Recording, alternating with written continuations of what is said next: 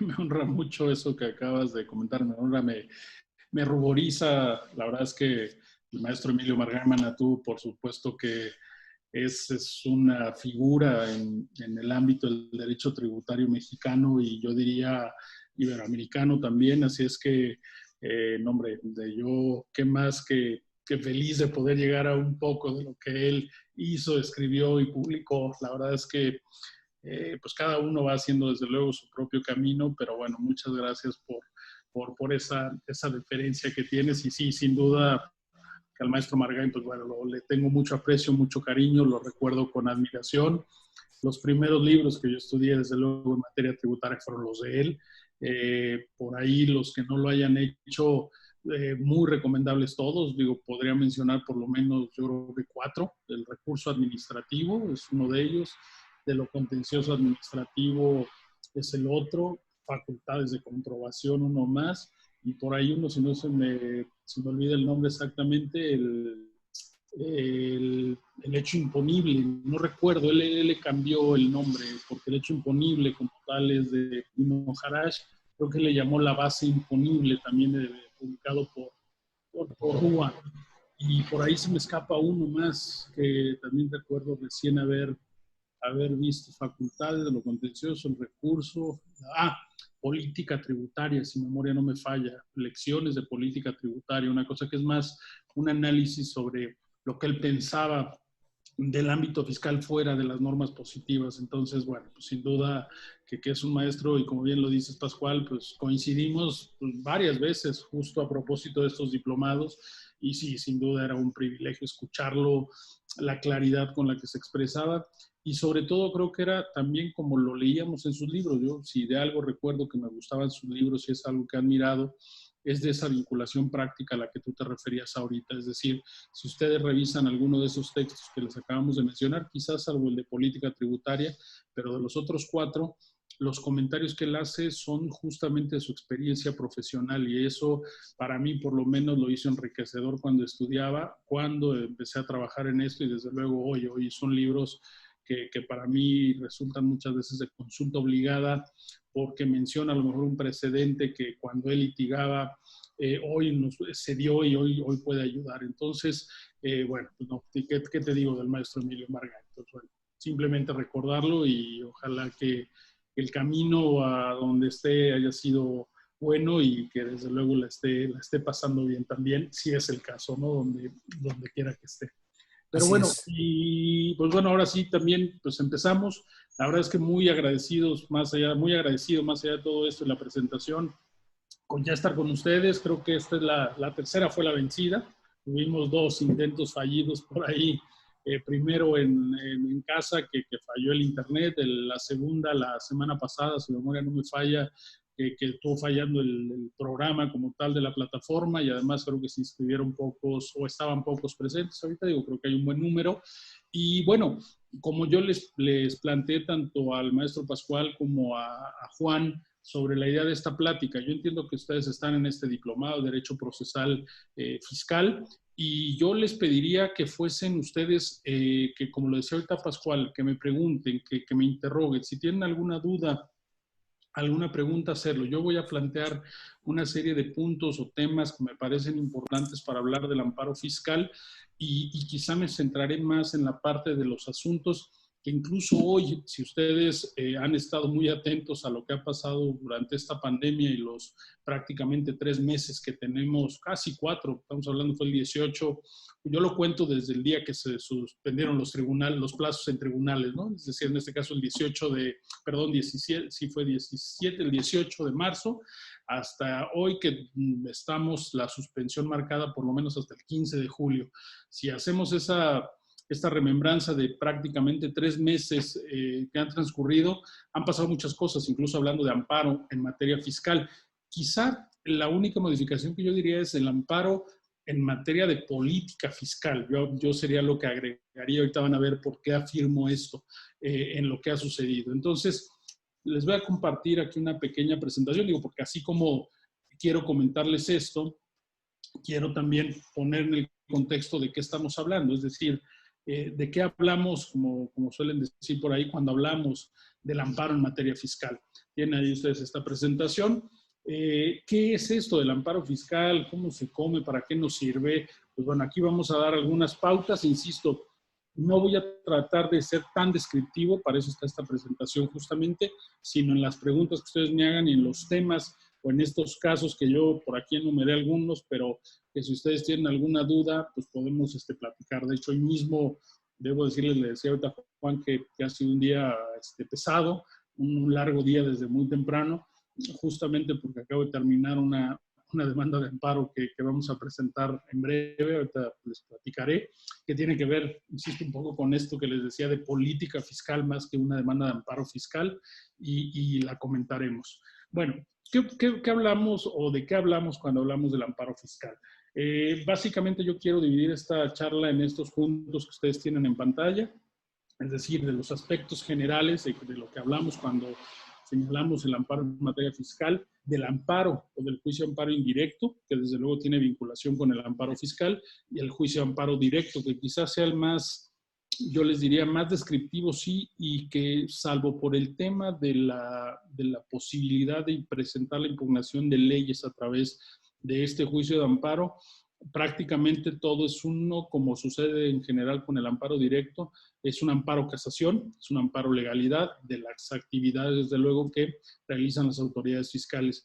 Y finalmente hablar de un tema, o antes de hablar del tema final del que quiero comentar hoy, antes de eso hablar de la jurisprudencia. Tengo por ahí algunas ideas, incluso he escrito algo sobre estos temas que me parece que son los que debemos destacar del amparo en materia fiscal.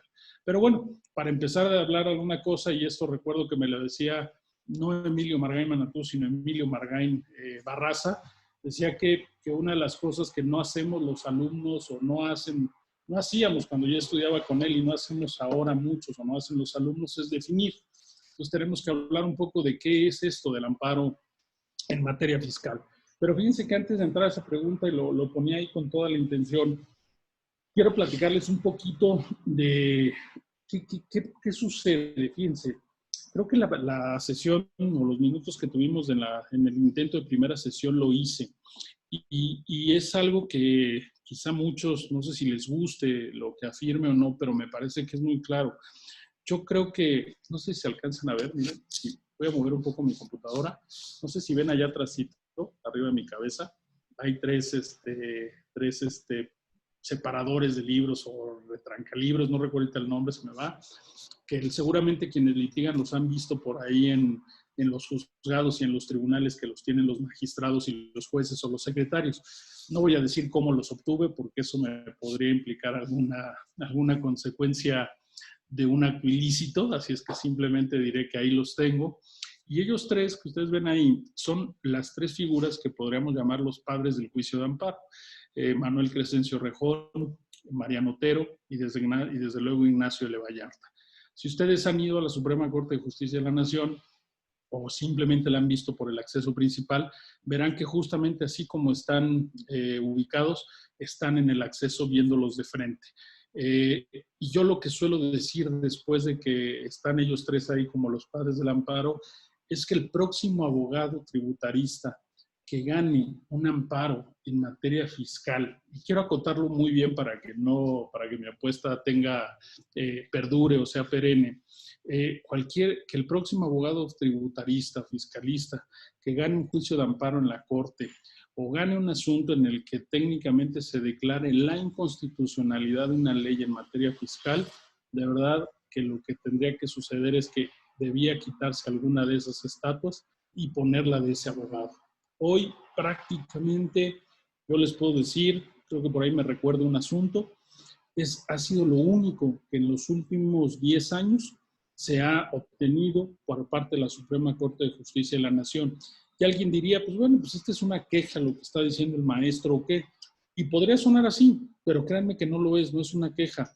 Yo puedo decir que yo soy malo al plantear una demanda, yo puedo decir que soy poco técnico al hacerlo y que de pura casualidad he ganado asuntos en materia de amparo. Quizá yo podría decirlo, pero que todos los que nos dedicamos a la materia fiscal no hayamos ganado un solo asunto en materia tributaria, declarando la inconstitucionalidad de una ley en la 9ª época y 10ª época lo que lleva, la verdad es que créanme que es cierto. El único asunto que recuerdo, les decía ahorita, y que se me viene a la mente, por favor, si alguien tiene en la mente otro, les pido que me lo digan para anotarlo, pero el único que recuerdo, conste que me fui poco, dije 10 años, vamos a poner prácticamente 14 años, estamos hablando del 15, del 2005, cuando entró en vigor el costo de lo vendido, el sistema de deducción de costo de lo vendido, bueno, que regresamos a ese sistema para las personas morales. El único tema que yo recuerdo en los últimos años de haber ganado un amparo en materia fiscal fue lo que antes era, lo que hoy es, perdón, el artículo 39 de la Ley del Impuesto sobre la Renta, que establece la imposibilidad o la prohibición para que quien deduzca el costo de lo vendido como persona moral no le dé efecto fiscal a la inflación. Ha sido el único tema que la Corte ha dicho que es inconstitucional. Digo, más valdría, imagínense ustedes que yo no pudiera considerar la inflación de un producto que compré hace 2 años, que lo estoy utilizando en este año y que lo voy a vender hasta el siguiente.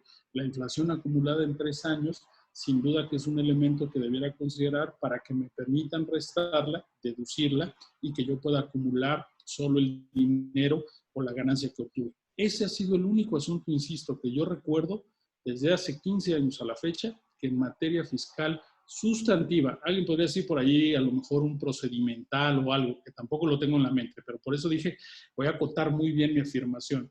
Inconstitucionalidad de una ley sustantiva en materia tributaria. Prácticamente, insisto, les podría decir que no hay más que este tema.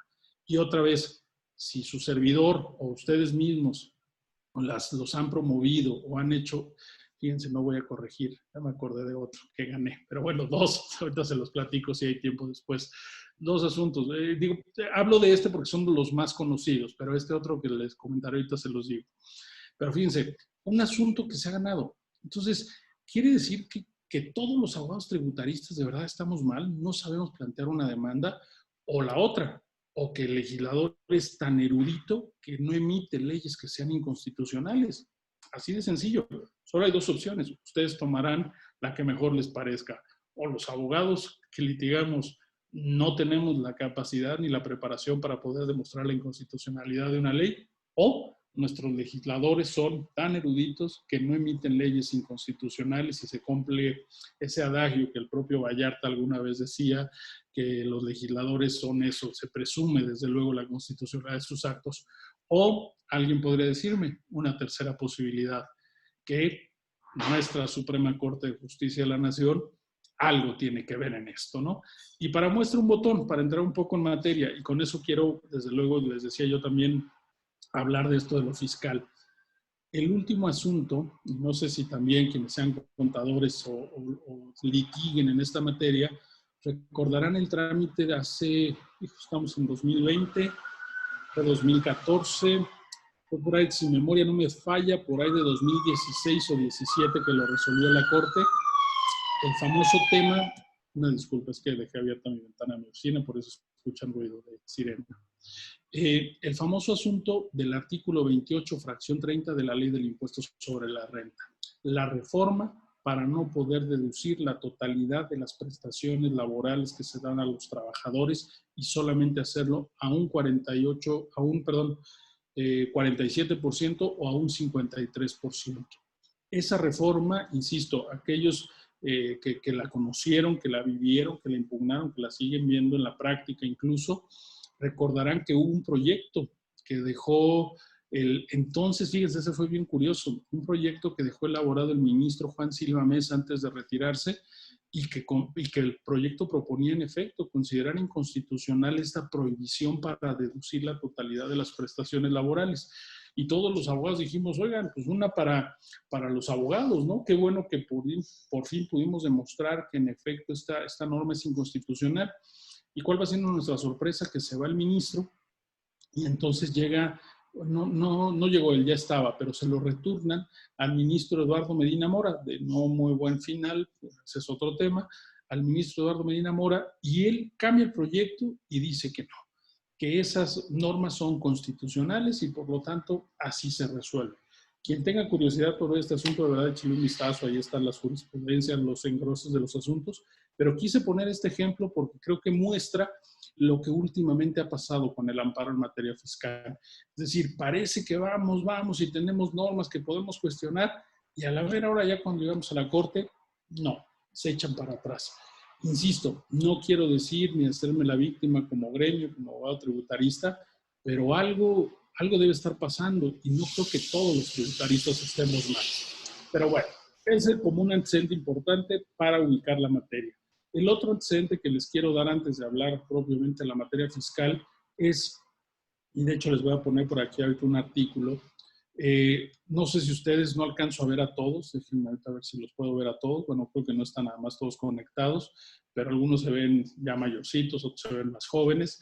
Aquellos que se vean un poco mayores no me dejarán mentir, hace 10 años exactamente, en el año 2010, el hoy flamante ministro de la Suprema Corte de Justicia, Javier Lainez Potisek, encabezó junto con el entonces su procurador de amparos de aquella Procuraduría Fiscal de la Federación, encabezó una cruzada para acabar con el amparo fiscal. No sé, insisto, si por ahí alguien lo recuerda, ahorita lo voy a resumir. Fue una iniciativa de ley que presentó por ahí un diputado que agarraron de esos de los que no presentan iniciativas y le dijeron, presenta la firma, y vámonos, que fíjense, fue aprobada por prácticamente la mayoría de los diputados presentes en aquel momento. No miento, ya les voy a decir, miento, pues les mentí ahorita. Quien presentó esa iniciativa fueron todos los coordinadores parlamentarios de aquella época en la Cámara de Diputados, en 2010. Y fíjense qué es lo que planteaba esa iniciativa. Esa iniciativa en términos prácticos planteaba que el amparo en materia fiscal debía desaparecer. Es decir, que prácticamente ningún ciudadano podía presentar o cuestionar a través del juicio de amparo una norma en materia fiscal. Imagínense ustedes lo que esto representaría. O sea, no poder cuestionar la constitucionalidad de una norma en materia fiscal. Muy delicado, ¿no? Alguien diría, bueno, pues que en materia electoral existe. Sí, pero la diferencia es que en materia electoral tenemos todo un sistema de impugnación y mecanismos que de suyo tiene, pues más, yo no sé cuánto le pueda costar al gobierno o al Estado, pero que es toda una estructura que atiende a la materia electoral, pero que no se podía hacerlo, no se permitiera que procediera el amparo en materia fiscal. ¿Cuáles eran los argumentos, sobre todo, de aquellos proponentes? Y ojo, esto lo conozco de viva voz del hoy ministro. Esa iniciativa la hicieron en la Procuraduría Fiscal y nada más se la dieron a los diputados porque dijeron que para ese momento había muchísimas demandas de amparo que se promovían, que el juicio de amparo, en pocas palabras, en materia fiscal se había prostituido, que todos presentaban demandas de amparo y no les faltaba razón, eso también hay que reconocerlo. Imaginen ustedes, para ese momento había, por lo menos el asunto que estaba en boga más en aquellos años era el famoso impuesto empresarial a tasa única, del cual se promovieron, si mi memoria no me falla, creo que hasta 35,000 demandas de amparo. Entonces fue una cantidad impresionante. Entonces decían los ministros, decía los diputados a través de esta iniciativa que debía desaparecerse, pero fíjense qué era lo que hacían. Creaban una única instancia ante la Suprema Corte de Justicia de la Nación para que se pudiera cuestionar la constitucionalidad de una norma fiscal. Con una consecuencia, fíjense ustedes, hasta ahí dirían, bueno, pues suena razonable, a lo mejor una sola demanda, tal. Pero fíjense lo que decía, que todos los que en su caso hubieran promovido los amparos antes de que llegara esta única instancia, la Suprema Corte de Justicia de la Nación, y si los habían ganado, iban para atrás. Pero eso no era lo más delicado, sino que si a partir de que la Corte decidiera en una única instancia que la norma cuestionada era constitucional, era inconstitucional, todo lo que hubieran cobrado antes el fisco federal no se podía, en todo caso, devolver a los ciudadanos. Aquí les platico a manera de anécdota lo que le dijimos al entonces procurador, insisto, hoy ministro, mejor que se lo dije yo, y le dije, oiga, procurador, pues es que lo que ustedes están haciendo, perdónme, pero es robar. Me dice, ¿cómo? ¿Me está diciendo ladrón? Le dije, sí. Le dije, simplemente piense cuando alguien es objeto de un ilícito, un robo en su casa. Vamos a pensar que se metan a robar a su casa, que se lleven todas sus cosas. Entonces, usted sale y hace la denuncia, en este caso equivaldría a nuestra demanda, la demanda, y en efecto detienen al que le robó y el juez le dice, perfecto, usted le robó al señor, sí, oiga, le robé tal cosa, es más, lo detienen con el dinero ahí, con lo que se robó, con los bienes, con la televisión, y le dice usted, le platicaban así, se lo decía yo al procurador, y entonces a usted le dicen, oiga, pues sí, ya lo robó, pero ¿qué cree? Hacia adelante, pues este señor va a estar en la cárcel, pero ¿qué cree? No le va a devolver lo que le robó. Pues porque eso o ya se lo gastó, o ya se lo regaló, o ya se lo dio a alguien más. Le dije al procurador, es lo que están haciendo ustedes, porque si ustedes cobran un impuesto que después es considerado inconstitucional, lo que están haciendo es quitándole a alguien que ya se lo cobraron lo que no tienen derecho a tener y por lo tanto tendrían que devolverse. No, bueno, no quiero decirles la cara que puso el señor procurador en aquel momento. Desde esa época no nos llevamos tan bien, pero bueno, este es otro tema. Pero lo que les quiero transmitir con esto es la importancia de cómo veían ellos el amparo. O sea, imagínense llegar hasta este grado de permitir que una norma declarada inconstitucional se siguiera aplicando y no solo eso, que el gobierno se quedara con el dinero que se consideraba como ilegal porque lo obtuvieron de esa manera. Un tema, insisto, sumamente delicado. Entonces, a partir de esa iniciativa, que además, insisto, déjenme acabarles de platicar la parte legislativa, se aprobó por la mayoría de los diputados, solo hubo un diputado que votó en contra. Todos los que vimos eso dijimos, oigan, a ver, ¿qué diputado fue? Esto también es anecdótico. Le preguntaron todos los entrevistados, oye, diputado, ¿por qué votó en contra? No, la verdad es que no sabía y pues yo nada más cuando llegué ya vi que estaban tomando la votación y pues yo simplemente pues, voté en contra. Ah, ¿usted no sabe ni qué votó? No sabía. Ah, bueno, pues ya todos pensábamos que habíamos tenido un aliado ahí que lo habíamos convencido de que no votara a favor, ¿no? Graso error. Afortunadamente esto tuvo un final relativamente feliz. ¿Cuál fue? Que hicimos toda la labor, sociedad civil, colegios de abogados, contadores, en el Senado de la República y se logró echar para atrás este dictamen. No se aprobó y hoy seguimos con el amparo fiscal. Lo único malo, ¿saben qué fue? Que hoy les puedo decir que materialmente hablando, el amparo fiscal está muerto. En los hechos, insisto, desafortunadamente el amparo en materia fiscal no solamente es cada vez más difícil poder ganar un asunto, e insisto, no porque no haya argumentos buenos, sino por todo lo que tiene de político el tema del amparo fiscal. Es muy difícil hacerlo. Quizá el amparo fiscal, casación, temas de legalidad, podamos pensar que sí, pero el amparo fiscal en materia de constitucionalidad de leyes es muy difícil y yo les diría que, insisto, prácticamente está muerto. Entonces, con estos antecedentes que me parecen importantes, no quiero desanimarlos, porque si no van a decir, bueno, si empezamos con que está muerto, pues ¿para qué nos vamos a hablar hora y media del amparo en materia fiscal, no?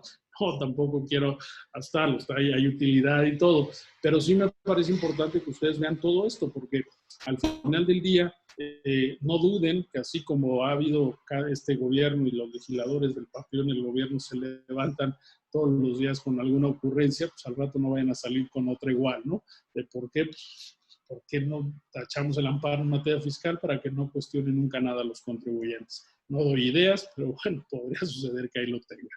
Entonces, aquí les quiero recomendar nada más 2 libros, por si les interesa. Fíjense que derivado de ese debate que fue bien álgido, insisto, no sé, igual me gustaría escuchar, no sé si alguien recuerde esto que le tocó vivir hace 10 años, alguna anécdota que tenga, porque créanme que fue un tema bien delicado. O sea, yo creo que ha sido la única vez que he visto unidos al gremio de los fiscalistas, ¿eh? Sí, todos estábamos así, oye, no puede ser. Pero además, había que entender que de verdad había un problema. Se había abusado bueno, corrijo, a mí no me gusta utilizar abusar del amparo fiscal. Yo, más allá de la discusión filosófica de si se puede abusar o no de un derecho, que no voy a entrar a ella, me parece que sí se había tergiversado el sentido del amparo en materia fiscal.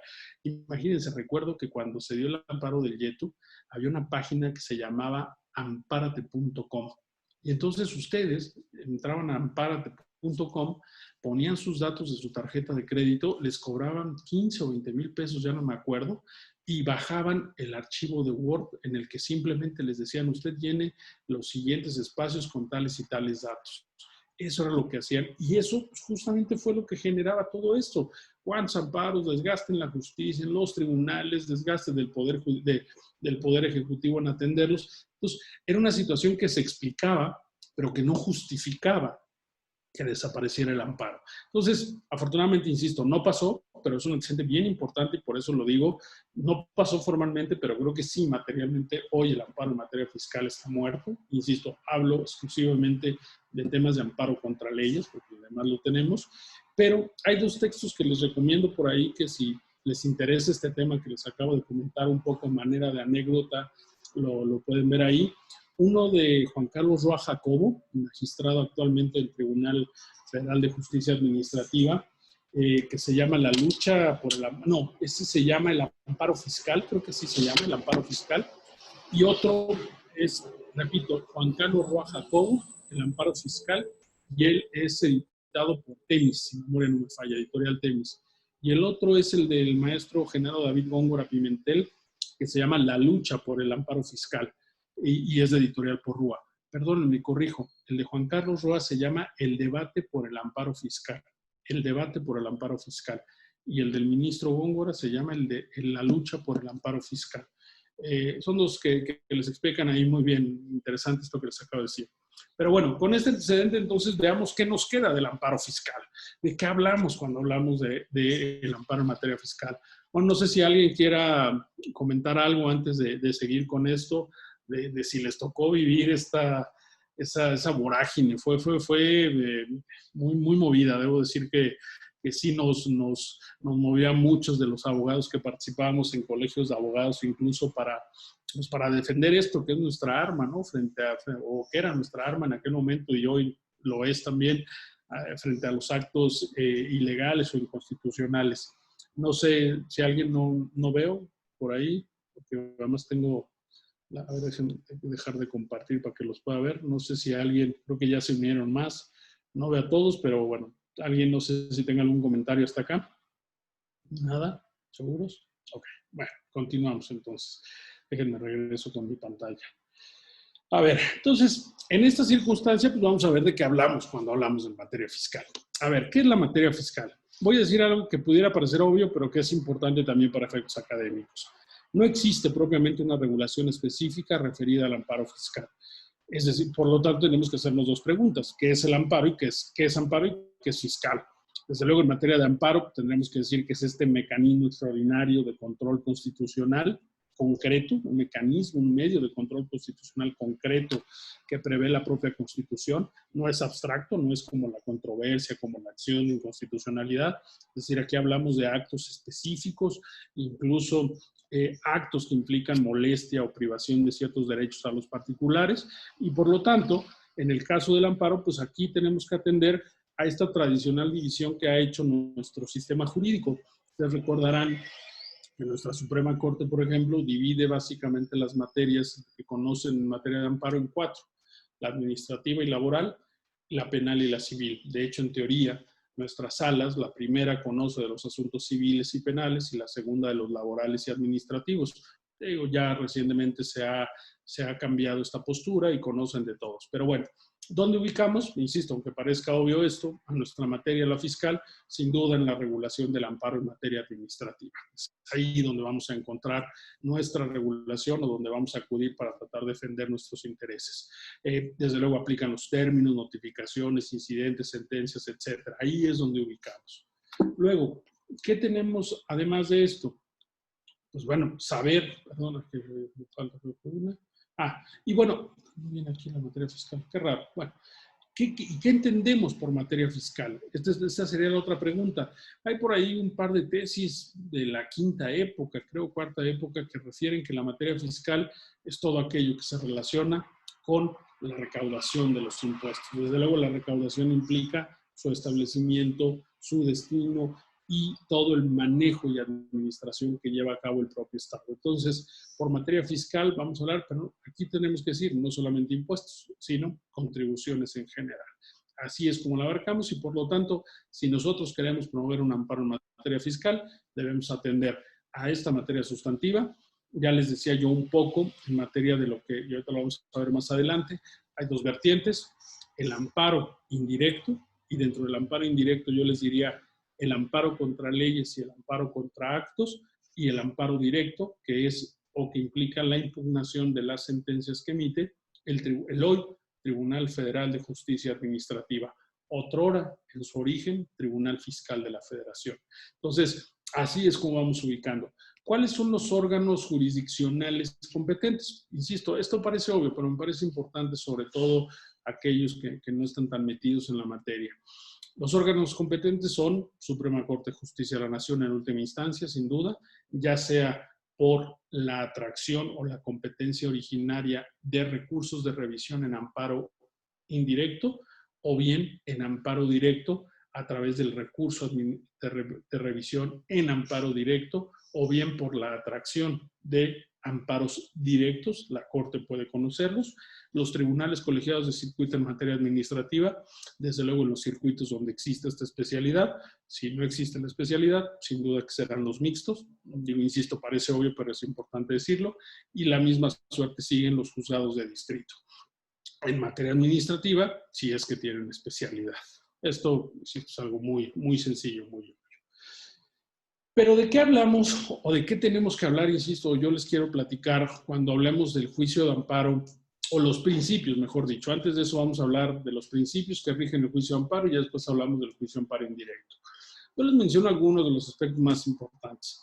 El principio, desde luego, de instancia de parte. Este me parece, sin duda, que es uno de los más importantes. Y ojo con lo que ven ustedes ahí en la parte de abajo, donde dice agravio personal y directo. ¿Por qué? Porque esto solamente aplicaría, en su caso, con el amparo directo. ¿Por qué ya no aplicaría solo en el amparo directo? Porque recuerden que a partir de la reforma que hubo en 2011 a la Constitución, no en materia de derechos humanos, sino en materia de amparo, y a la expedición de la Ley de Amparo de 2013, que ya tenemos 7 años con ella, prácticamente hoy podemos alegar el concepto llamado del interés legítimo, que en materia fiscal es fundamental o se está convirtiendo en fundamental. Miren, y sobre esto quizá aquí ya podremos empezar un poquito a abonar, pero digo, a veces me quema un poco, me gana un poco la ansiedad de hablar de varios temas. Pero bueno, instancia de parte agraviada, instancia de parte, ¿qué quiere decir esto? Que las personas que se digan titulares de un interés jurídico, en el caso del amparo directo, o legítimo, en el caso del amparo indirecto, son los que tienen la posibilidad de acudir al juicio de amparo.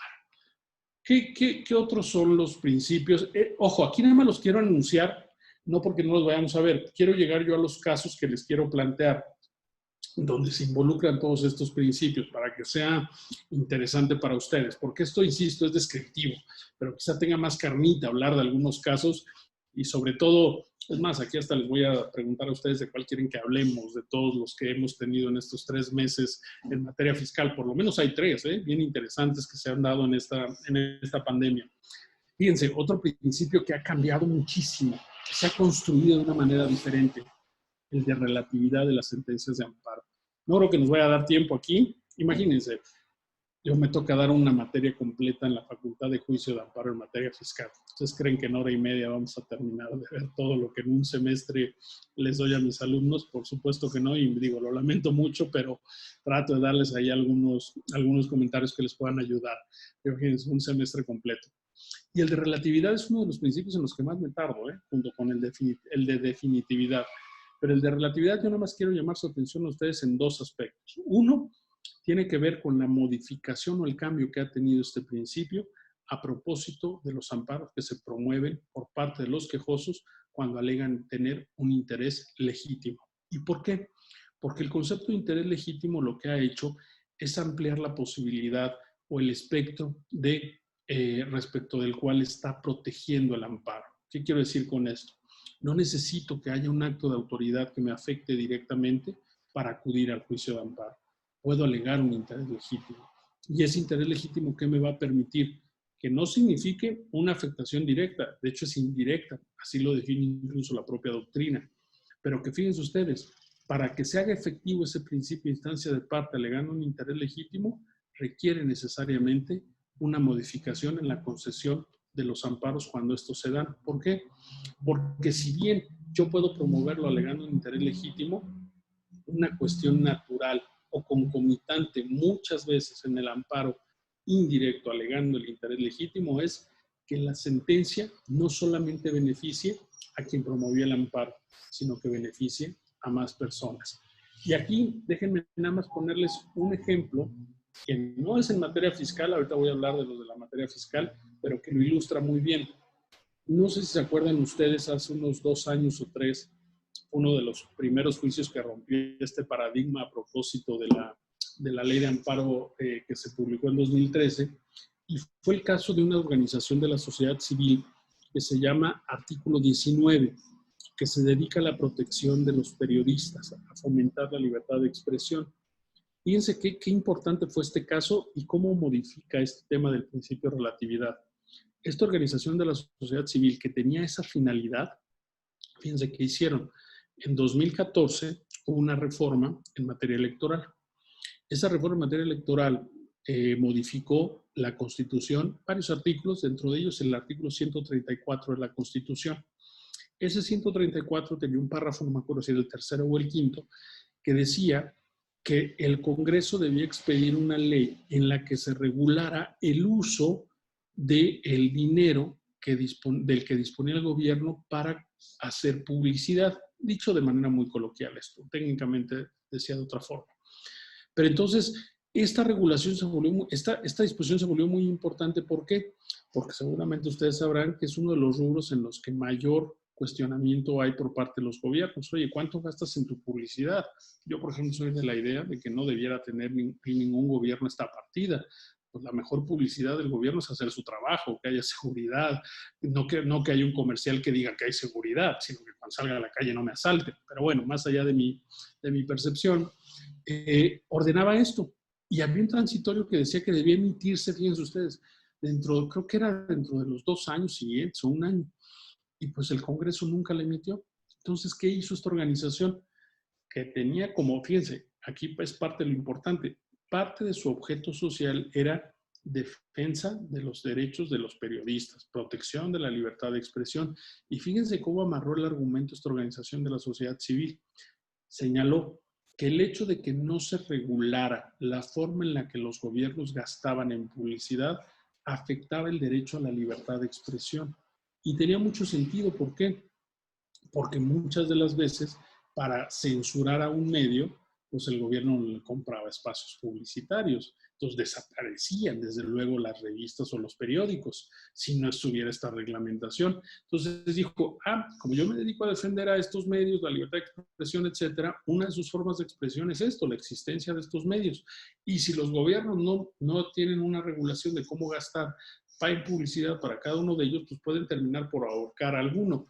Quizá alguno de ustedes habrá escuchado por ahí luego las quejas de, en su momento, hoy ya no, de la jornada, por ejemplo. Hoy creo que el gobierno gasta más en la jornada que en Reforma, me queda claro. Quizá el gobierno anterior gastaba más en Reforma que en la jornada, pero cuestionaron y dijeron, oye, tienes la obligación de emitir esta ley y no la has emitido. Entonces, ¿qué fue lo que hizo?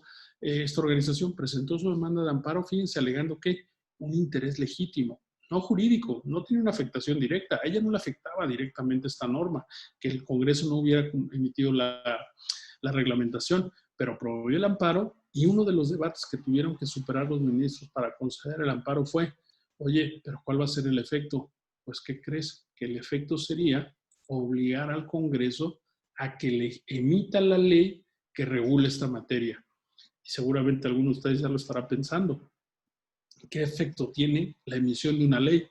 Por supuesto que no tiene un efecto relativo, tiene un efecto general.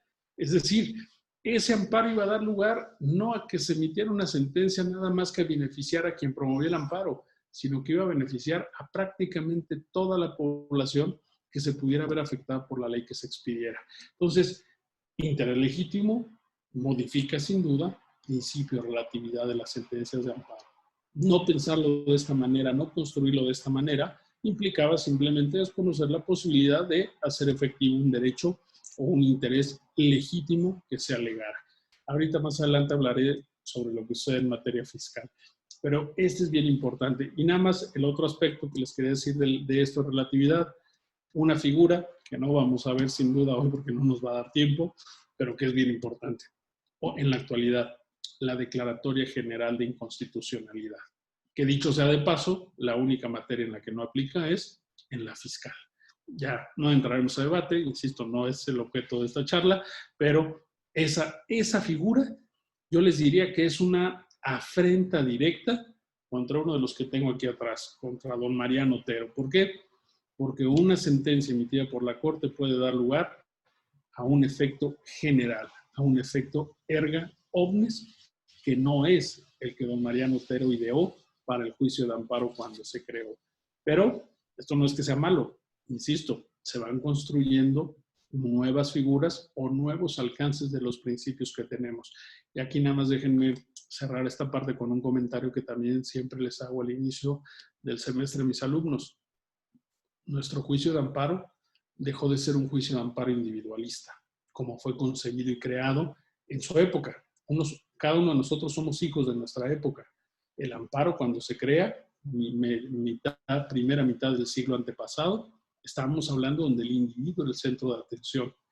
200 años después, bueno, casi 200 años después, el centro de atención no es el individuo, son los derechos sociales, son los derechos colectivos. El juicio de amparo ha tenido que adaptarse a esto.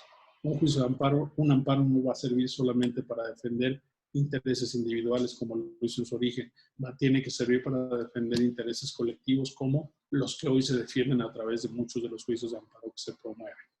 Pero bueno, eso sería también motivo de una clase completa sobre la historia del juicio de amparo. ¿Cuál es el otro principio también importante? Sin duda el de definitividad. Y me parece que en materia fiscal es donde más tenemos quizá ejemplos de esto. Pero sobre todo, no del principio en sí mismo, sino de sus excepciones. Una de las cosas, si alguien de ustedes litiga en materia fiscal, no me dejará mentir, que normalmente siempre buscamos cuando tenemos un acto que sentimos que lesiona nuestros derechos y no queremos agotar los medios ordinarios, porque vemos, como yo lo pienso desafortunadamente de nuestro tribunal administrativo, que simplemente es un escalón de la justicia. Creo que en eso se ha convertido en un escalón de la justicia, y para los magistrados se ha convertido en un trampolín para querer ser ministros, para querer ser magistrados del Poder Judicial.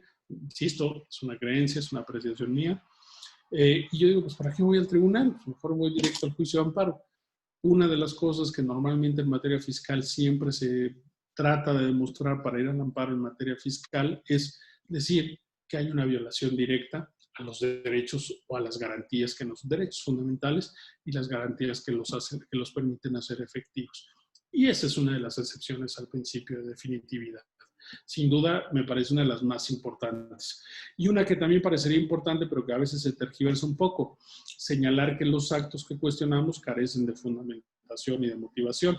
O una que puede ser recurrente mientras no se modifique la ley respectiva, que es que se exijan mayores requisitos en el otorgamiento de la suspensión. Hace muchos años, cuando se creó la ley del procedimiento contencioso administrativo federal, había una fracción que exigía un artículo que exigía mayores requisitos para el otorgamiento de la suspensión. Se empezaron a darle entrada a los amparos y al año siguiente se modificó. Entonces, lo dejaron igual que la suspensión en materia de amparo. Entonces, si bien puede ser al inicio, cuando entra en vigor una ley, después ya no tiene la misma utilidad. Pero son de los temas, y quizá ahorita comentaré de alguno. Fíjense, no, de una vez lo comento. Fíjense, uno de estos casos puede ser, este es el ejemplo típico, que a ustedes les puede ayudar. Cuando ustedes son objeto de una orden de revisión, una orden de visita domiciliaria. Este puede ser un ejemplo claro en el que si a juicio de ustedes esa orden carece de fundamentación o viola ciertos derechos para ustedes que no están de acuerdo con ellos, pueden directamente ir al juicio de amparo indirecto alegando la inconstitucionalidad de ese acto o de la ley en la que se funda. Y ojo, no se requiere que se lleve a cabo toda la auditoría, solo es la orden de auditoría. Y ese es un ejemplo, o un buen ejemplo, me parece, de estas excepciones. Les voy a platicar muy rápido de un caso que justo hace 3 semanas presenté en línea. Digo, este caso me gustaría platicarlo más para... Ya les digo que ahora tenemos que organizar un curso de Derecho Procedimental Constitucional, ¿no? Con todos los acuerdos que ha habido del Consejo de la Judicatura, de juicios en línea, de trámite electrónico. Yo llevo semanas estudiando, leyendo, a ver qué de mis juicios que tengo se van a hacer en línea, cuáles no, si al juez se le ocurre hacerlo, si yo lo tengo que pedir, bueno, todo esto que ha sucedido en esta pandemia. Pero fíjense que este caso fue muy curioso. Nosotros, para no hacerles el cuento muy largo, un cliente tuvo una visita domiciliaria se llevó a cabo, presentamos, corrijo. Fue objeto de una revisión secuencial. Si primero se revisó al contador público su dictamen, el contador dijo que la información que le habían proporcionado, las autoridades fiscales dijeron que la información que había proporcionado el contador no fue suficiente, giró una orden de visita directamente con el contribuyente, se llevó a cabo toda la auditoría, concluyó con un crédito fiscal y nosotros presentamos nuestra demanda. Fíjense, agotamos casi toda la secuela procedimental. Nos fuimos a un acuerdo conclusivo antes de que concluyeran la auditoría. Nos fuimos al recurso de revocación después de que acabó el acuerdo conclusivo y que aún así nos liquidaron una parte. En el recurso lo ganamos por una parte, pero no por todas, así es que nos fuimos al juicio de nulidad. Del juicio de nulidad nos fuimos al juicio de amparo. Lo regresaron por un tema ahí de que no habían estudiado todos los conceptos de impugnación al tribunal. Ya los estudiaron, regresamos en un segundo amparo y en ese segundo amparo hicimos valer, bueno, desde el primero, pero acá fue donde se analizó, un argumento de forma, pero que llevaba al fondo. Es decir, hay una jurisprudencia que seguramente algunos de ustedes conocen, que dicen que cuando se revisa la secuencial, el SAT no solamente tiene para que se encuentre debidamente fundada la orden de visita domiciliaria o de revisión de gabinete para ir directamente con el contribuyente, no solamente debe decir, y la información que me dio el contador fue insuficiente, sino que tiene que justificarlo y motivarlo debidamente en la orden. Entonces, la hicimos valer y afortunadamente el tribunal colegiado dijo que en efecto, que el resultado aplicable, ordenó, nos concedió el amparo y ordenó que la sala fiscal declarara la nulidad lisa y llana de la resolución para efecto de que ya se dejara, mejor dicho, para que se dejara sin efecto la liquidación y la orden de auditoría. Todos estuvimos felices y contentos, ganamos. ¿Y qué creen? Eso fue en febrero de este año, si mi memoria no me falla. Y en en abril, de repente llega una nueva orden de visita. Perdón, una nueva orden de revisión de gabinete, no de visita, sino de gabinete. Es decir, otra facultad de comprobación por el mismo ejercicio, por las mismas contribuciones y sin mismo ejercicio y mismas contribuciones. Entonces, nosotros pensamos en una estrategia, dijimos, a ver, ¿qué vamos a hacer con esta estrategia? ¿Por dónde? Y lo que se nos ocurrió, hablando de la ejemplificación de este principio, fue, traemos ahí una parte de si es una repetición de acto impugnado o no. Pero yo le dije a mi cliente, vamos a jugarla con algo que a mí me parece que puede ser importante. Vamos a decir que esta nueva orden viola el artículo 23 de la Constitución. Si usted recuerda, el artículo 23 de la Constitución establece el principio non bis in idem. Es decir, que nadie puede ser juzgado dos veces por la misma conducta. Algunos de ustedes me dirán, oiga, profesor, pero pues, ni siquiera lo estaban juzgando, apenas le giraron la orden. Hay por ahí un precedente que dice que a pesar de que no se me haya auditado todavía, el solo hecho de que la orden pretenda revisarme el mismo ejercicio y las mismas contribuciones implica una violación a este principio. Entonces, ese es un ejemplo de la excepción al principio de definitividad. No tuve que esperarme hasta que se llevara a cabo la nueva auditoría, en este caso revisión, en su modalidad de revisión de gabinete, sino que inmediatamente pude impugnar esta a través del amparo indirecto. ¿Bajo qué argumento? Señalar que había una violación directa a los derechos que tengo como ciudadano. Entonces, insisto, hay muchos casos, muchos ejemplos, pero quiero irlos llevando un poco así con esta idea. Entonces, este principio también se vuelve importante y lo que hay que tener presente, insisto, es solamente cuáles son las excepciones que tiene para poderlo hacer aplicable.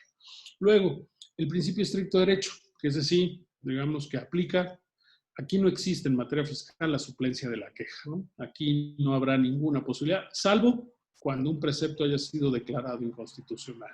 Si lo que estamos reclamando se basa en un artículo considerado inconstitucional, entonces sí, hay suplencia de la queja y se da una excepción al principio de estricto derecho. ¿Queda claro hasta acá? ¿Vamos bien? ¿Sí? Ok.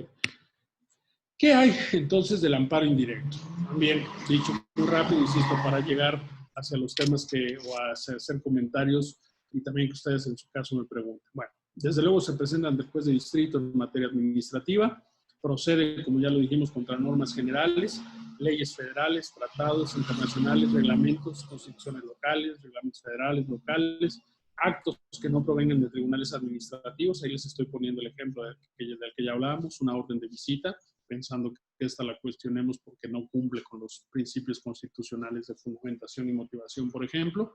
Pero el de normas generales pues, es la base del amparo contra leyes, de cualquier juicio de amparo contra leyes que ustedes se imaginen. ¿En qué otra modalidad del amparo indirecto procede? A ver, aquí, bueno, ya les pongo ahí el ejemplo. Tendría que haberles quitado el ejemplo para que me dijeran ustedes la respuesta. Actos, por ejemplo, de tribunales administrativos efectuados fuera de juicio o después de concluido. ¿Cuál es un ejemplo de esto? La resolución, o por ejemplo, la resolución que se dé a una instancia de queja en un juicio contencioso por el incumplimiento de una sentencia. Ubiquémoslo de esta manera.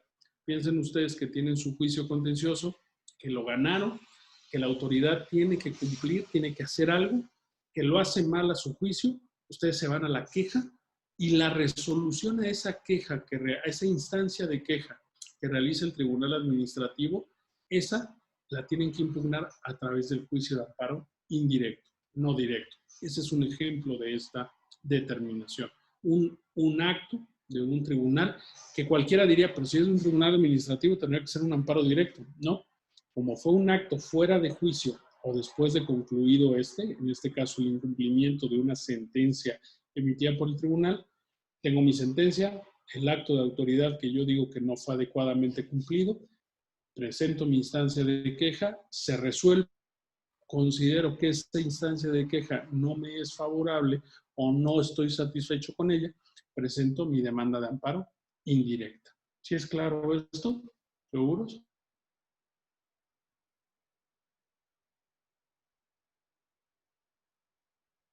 Fue un asunto, a ver, déjenme acordar, ya. Sí, bueno, fue un asunto aquí como este, sí, un amparo, pero no es el ejemplo, es que este era el ejemplo que les quería dar.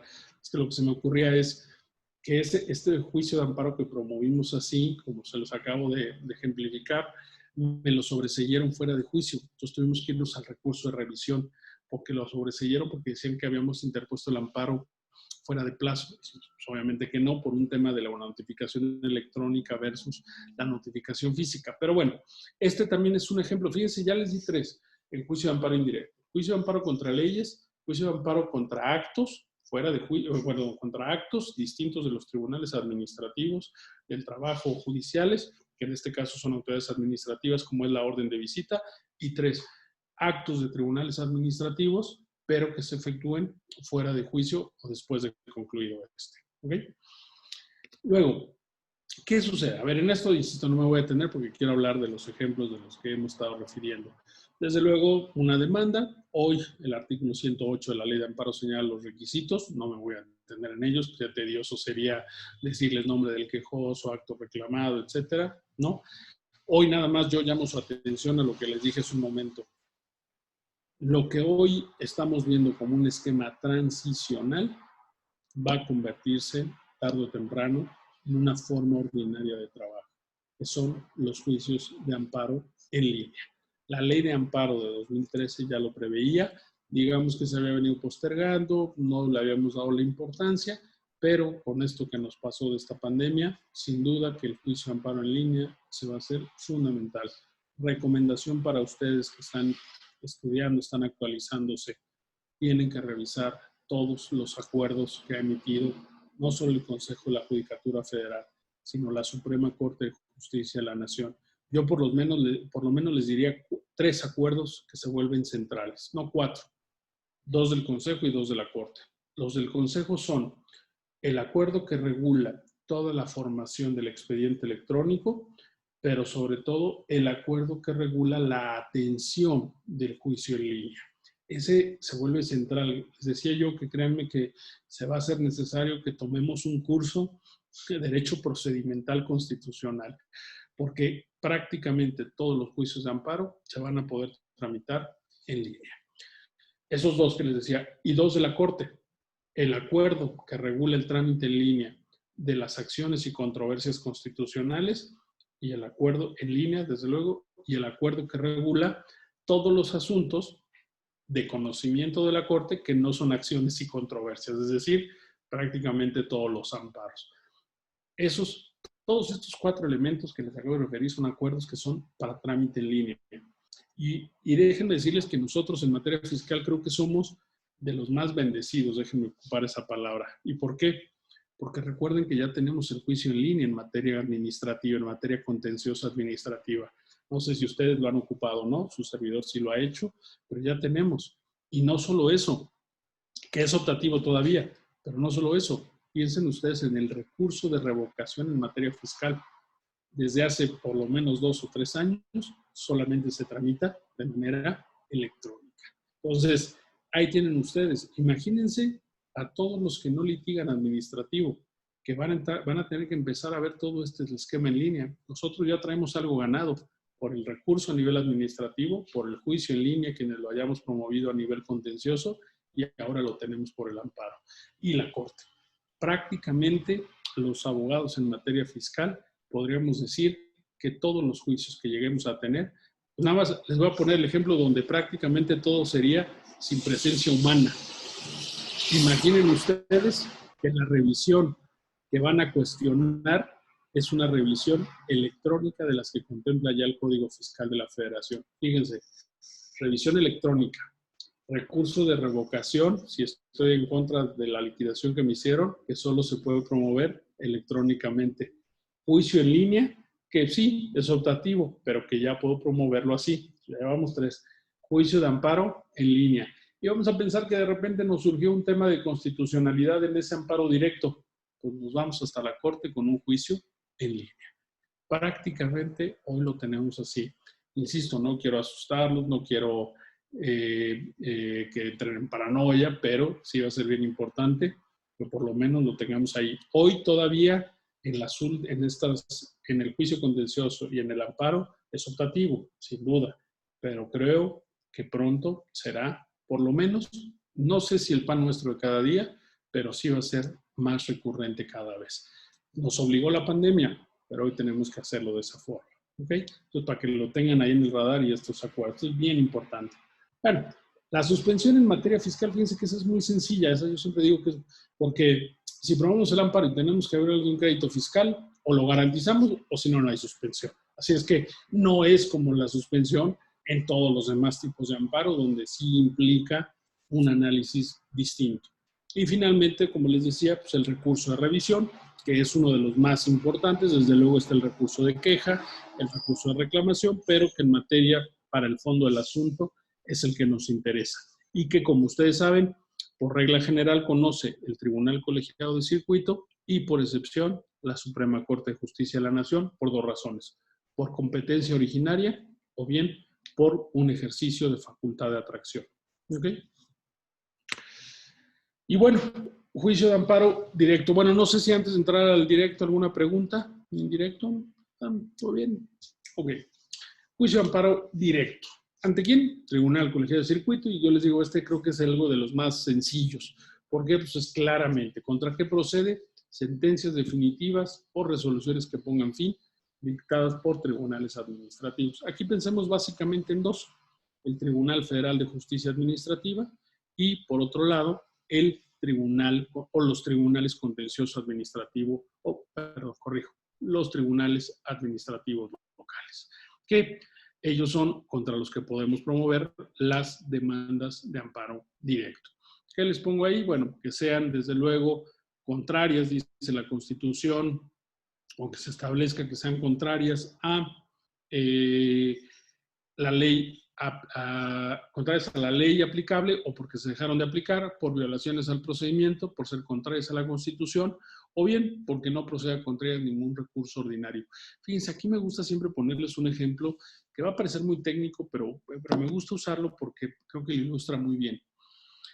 En el examen que les hago a mis alumnos de licenciatura siempre se equivocan, ¿no? Aunque les insisto. ¿Qué sucede si ustedes presentan una demanda, fíjense, de nulidad? La presentan ante el tribunal y el tribunal se las desecha. Contra ese desechamiento procede el recurso de reclamación, pero recurso de reclamación en términos de la Ley Federal de Procedimiento Contencioso Administrativo. Vamos a pensar que presentan su recurso y les confirman el desechamiento, por la razón que ustedes quieran. La presentaron fuera de plazo, no era competencia del tribunal, la que ustedes quieran. La pregunta es, contra la resolución que confirma el desechamiento, contra la resolución al recurso de reclamación que confirma el desechamiento de una demanda de nulidad, ¿qué tipo de amparo procede? ¿El indirecto o el directo? Digo, la respuesta la podrían tener sencillo por lo que estamos viendo, ¿no? Pero el tema es reflexionar por qué. Sin duda que es el amparo directo. ¿Y por qué? Porque dice que son esas resoluciones, lo dice la propia ley de amparo, que procede el amparo directo contra resoluciones que pongan fin a un juicio sin haber iniciado. Entonces, este es un ejemplo claro. Yo presenté mi demanda, hay una resolución que me la desecha, no ha iniciado formalmente el juicio y esa resolución no es a través de amparo indirecto, sino es a través del amparo directo, es decir, inmediatamente ante el colegiado para decirle, oye, ¿qué crees? El tribunal administrativo me desechó mi demanda. Dice que no es competente, dice que la presenté fuera de plazo o dice que se actualiza alguna causal de improcedencia. El amparo directo es el procedente, no el indirecto.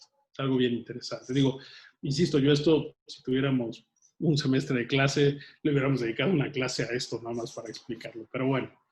El amparo adhesivo también es un tema interesante, o la revisión adhesiva, en los casos en los que procede cuando se impugnan normas de carácter general y desde luego pues, lo que se busca es fortalecer los argumentos de la propia sentencia, según haya sido favorable o desfavorable. Si fue desfavorable para el particular, la autoridad presenta su recurso, nosotros presentamos la revisión adhesiva, si nos fue favorable podemos presentar un amparo adhesivo para argumentar o, mejor dicho, no mejorar, reforzar los argumentos de la sentencia.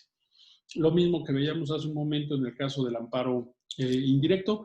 ¿Qué sucede acá? En el directo tenemos la demanda, se presenta ante la autoridad responsable, esto es bien interesante.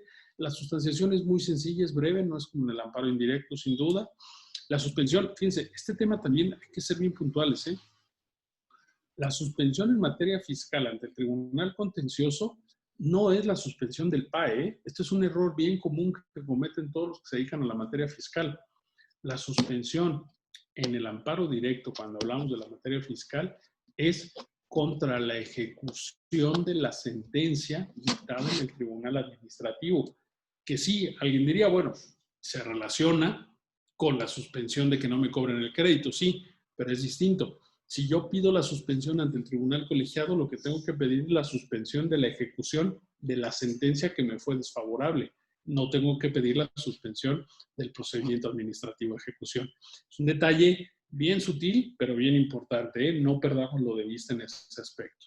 Y lo que les decía, eventualmente el amparo directo puede ser atraído por la Suprema Corte de Justicia de la Nación por considerar que es un asunto de interés, de trascendencia y que la Corte diga, yo lo voy a resolver. O bien porque se dé el supuesto de excepción de la uninstancialidad del amparo directo. Que es... Maestro, buenas tardes. ¿Sí? ¿Quién habla? Buenas noches. Habla Guereca, ¿no? Es Guereca de Durango. ¿Es su apellido? Sí, Guereca. Ok, adelante, Guereca, dígame. Me parece interesante esto que acaba de mencionar respecto de la suspensión. Ajá. Honestamente, yo siempre había pensado que cuando solicitábamos la suspensión era para el efecto de detener el procedimiento, para que no vinieran a hacerlo efectivo. Yo agradecería que me diera más énfasis respecto a esto de la suspensión. Claro. Entiendo que atiende a la suspensión en definitiva que vamos a obtener, ¿verdad? Pero sí le agradecería si vuelve a repetir un poquito más de INCO este tema, maestro. Sí. Gracias. Claro, con mucho gusto. A ver, miren, qué bueno que me lo pregunte su compañero porque, insisto, es un tema que a veces nosotros dejamos de lado. Y fíjense, nada más porque no tenemos, diría mi señora madre, autoridades maloras. Yo no diría maloras, sino diría que no lo han visto de esa manera o no lo analizan así. Fíjense. Hablemos de tres cosas para contextualizar la pregunta que hace su compañero. La etapa administrativa, la etapa ante el tribunal y la etapa en amparo. En la etapa administrativa, nosotros, si ustedes recuerdan, cuando tenemos un crédito fiscal que debemos pagarle al fisco federal, lo que tenemos que hacer si queremos que se suspenda el PAE es solicitarlo, y además de solicitarlo, en este caso tenemos una gran ventaja, mejor dicho, que es no garantizar el interés fiscal, incluso si presentamos un recurso administrativo como es el de revocación. Pero tenemos que solicitarlo, tenemos que decirle a la autoridad recaudadora, oye, interpuse este recurso, te solicito me suspendas el procedimiento administrativo de ejecución. Ojo, dos elementos importantes, no garantía y petición expresa a la autoridad. Luego, vamos a pensar que yo ya de este trámite administrativo me fue desfavorable y llegué al juicio contencioso. En el juicio contencioso, se abre un abanico interesante. En el juicio contencioso, si recuerdan ustedes, tenemos un capítulo que se llama de medidas cautelares. Y en el capítulo de medidas cautelares tenemos, digámoslo de esta forma, algunas especies de suspensiones. Recuerden que la suspensión es una especie de una medida cautelar. El género es la medida cautelar y la especie es la suspensión. Y ahí tenemos nosotros también una posibilidad de decirle al tribunal, oye tribunal, te solicito que se suspenda el procedimiento administrativo de ejecución. Pero ¿qué tengo que hacer a diferencia? Y lo tengo que solicitar como una medida cautelar, pero a diferencia de lo que sucede con la autoridad administrativa, si yo se la solicito al tribunal, directamente a él me va a decir que le tengo que garantizar el interés fiscal de la federación. Yo les voy a decir lo que hace su servidor, que no significa que esté bien o que esté mal, simplemente es lo que hago. A mí no me gusta solicitarle al tribunal administrativo la suspensión. A mí me gusta incluso que si me voy hasta el tribunal y presento mi demanda, voy yo directamente con la autoridad administrativa y le digo, oye, SAT, fíjate que ya presenté mi demanda ante el tribunal, te adjunto la demanda y es más, te adjunto, por ejemplo, una fianza que garantiza el crédito fiscal. Suspéndeme el procedimiento administrativo de ejecución. ¿Por qué me gusta a mí hacerlo de esa forma? Porque me parece que bajo un principio de inmediatez nos ayuda muchísimo, porque lo hacemos ahí y no tiene que el tribunal estarle avisando a la autoridad. Pero insisto, esto es una cuestión de estilos y de formas. ¿Puedo yo no hacer lo que acabo de decir y pedirle al tribunal? Sí. ¿Qué va a hacer el tribunal? Va a decir, se concede la suspensión, pero se le requiere para que garantice el interés fiscal. Entonces yo voy a tener que exhibirle la garantía al tribunal. ¿Y el tribunal qué va a hacer? Le va a dar vista a la autoridad y le va a decir, autoridad, aquí está. Entonces vamos a tener una suspensión ante el tribunal. ¿Hasta acá vamos claros? 1 y 2. Que hasta ahí, digamos, todos estamos pues, tranquilos porque al final del día está suspendido nuestro procedimiento, en su caso está garantizado y vamos a pensar que se resuelve el asunto y el asunto se resuelve diciendo que se confirma la validez de la resolución impugnada. Esa confirmación de validez de la resolución impugnada en automático le daría la posibilidad a la autoridad fiscal de ejecutar el crédito fiscal. Alguien me diría, no, pero ¿qué sucede si yo interpongo la demanda de amparo directo? Ya está subyúdice, ya no puede. Yo les diría, y ahí es justamente a lo que yo me refería con mi comentario. Lo que ustedes tienen que pedirle al tribunal colegiado cuando presentan su demanda al tribunal colegiado no es que les suspenda el procedimiento administrativo de ejecución. El tribunal colegiado no tiene facultades para eso. El tribunal colegiado lo que tiene que suspender al momento de admitir la demanda de amparo directo que les fue desfavorable es suspender la ejecución de la sentencia cuya legalidad está analizando. ¿Por qué? Porque la autoridad administrativa podría decir, oye, pues yo tengo aquí mi sentencia, esta dice que se confirmó el crédito fiscal, pues yo te lo voy a ejecutar. Oye, no, pero está subyúdice. Pues a mí no me ha dicho nada el tribunal colegiado. Entonces, por eso, ¿cuál es su nombre? Perdón, ayúdeme. Noé Huereca. Noé. Por eso, y es algo, insisto, que es muy común, que no nos pase, y voy a decir por qué. Porque en la práctica el SAT no hace nada. El SAT dice, yo ya lo tengo garantizado, entonces ¿para qué voy a hacerle, déjenme decirlo de esta manera, la maldad al contribuyente? Pero insisto, si el SAT quisiera entrar en una interpretación estricta de esto, podría decir, oye, yo tengo una sentencia que ya me permite ejecutar mi crédito fiscal, mientras no le pida yo al tribunal colegiado que la suspenda. Insisto, la mayoría de los abogados es lo que hacemos, ¿eh? Nunca pedimos casi la suspensión ante el tribunal colegiado, y cuando la pedimos, pedimos que se suspenda el PAE. Y eso es justamente la diferencia que yo les quiero transmitir. Nosotros no le podemos pedir al colegiado que suspenda el PAE. Tenemos que pedir que suspenda la ejecución de la sentencia que va a analizar su legalidad. Que, ojo, en la práctica y como efecto final, sí trae la suspensión del PAE. ¿Por qué? Porque al momento de no permitir la ejecución de la sentencia, no se va a permitir la ejecución del PAE. Pero es un tema bien sutil desde un punto de vista, insisto, de análisis. En la práctica, por eso les pongo las dos. Siendo estrictamente rigoristas en la aplicación de la norma, no habría manera, insisto, en que el SAT no pudiera ejecutarlo. Podría hacerlo. En la práctica no lo hace. También nosotros no pedimos esta suspensión. La pedimos normalmente del PAE, pero el tribunal colegiado no tiene la facultad de solicitar la suspensión, de determinar la suspensión del PAE. Tiene la facultad de decir, no se ejecuta la sentencia que estoy analizando, y como consecuencia de ello, no se va a ejecutar el crédito fiscal. No sé si me expliqué, Noé. Sí, sí. En los dos ramos, ¿no? Bastante claro, sí. Y en la parte estrictamente jurídica, ¿no?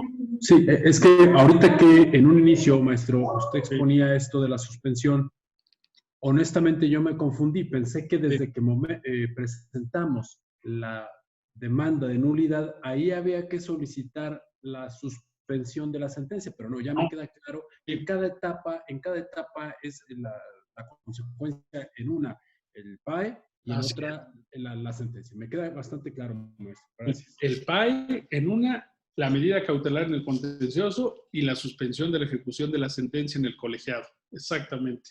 Que, insisto, parece, pero eso es lo bonito del amparo, justamente, ¿no? De este tipo de delicadezas que al final del día son las que debemos tener siempre presentes. Pero también por eso yo les digo siempre, les pongo esa parte jurídica y en la práctica. Alguien de ustedes me podría decir, oiga, maestro, pues a ver, yo siempre presento mis demandas de amparo directo ante el tribunal colegiado, y la verdad es que el SAT nunca me viene a ejecutar porque está garantizado. Y es cierto, no lo va a hacer porque el SAT dirá, pues está garantizado. Lo que yo les transmito es que el SAT podría, ante una sentencia favorable en el tribunal administrativo, perfectamente ejecutarlo. En la práctica no lo hace, pero jurídicamente estaría en esa posibilidad, ¿vale? Bueno, ya el recurso de revisión del que hablamos. Y ahora, un poco para terminar, y nada más, de verdad que les voy a dejar ahorita que ustedes me pregunten ahí de estos casos, porque hay varios y me parecen bien interesantes. A ver, ¿qué pasa con la jurisprudencia?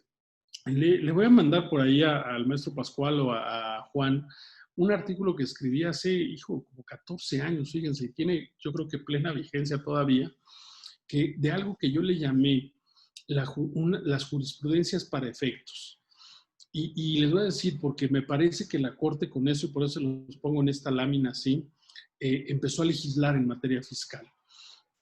Empezó a sacar la Corte, y igual algunos de ustedes han visto estas tesis, donde la Corte empezó a distinguir de sistemas simples y sistemas complejos de tributación. La Corte empezó a decir, bueno, es que hay impuestos que tienen elementos que hacen que sea muy simple su cálculo y pago, pero hay otros que son complicados. Les voy a poner un ejemplo que fue el caso, serían dos, bueno, uno en aquella época, hoy ha cambiado un poco. Es más, ya se reformó la ley, pero van a ver ustedes cómo puede ser aplicable a lo mejor donde estén en algún estado de la República. En 2005 había una forma en la que se calculaba el pago del impuesto predial en la Ciudad de México. Y decía que si el impuesto predial era sobre inmuebles que se daban en arrendamiento, debía calcularse con un factor que era de 10 para aumentar la base del impuesto.